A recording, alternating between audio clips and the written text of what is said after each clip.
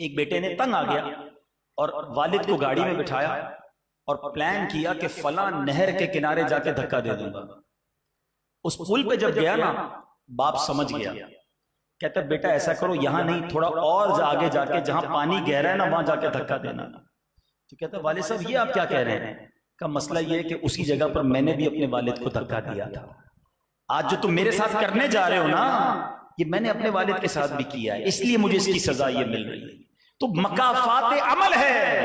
जो औलाद अपने वालिद का अदब करती है, आगे जाकर उसके बच्चे भी उसका अदब करते हैं। आपको मैं एक इजी फॉर्मूला दे देता हूं ना।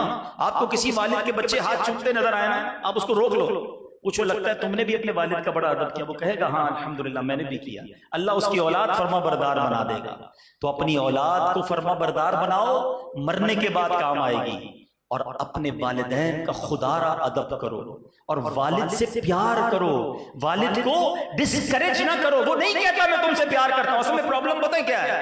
प्रॉब्लम तो नहीं है, लेकिन एक हकीकत है। माँ जो है ना वो सीने से चिमटाएगी मेरा बेटा मेरा लाल, ये वालिद नहीं करता।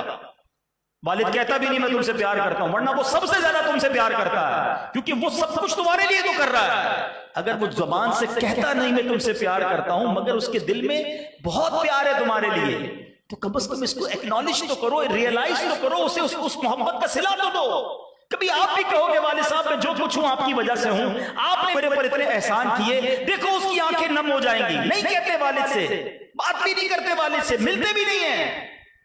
खुदारा अपने वालिद की कदर करें।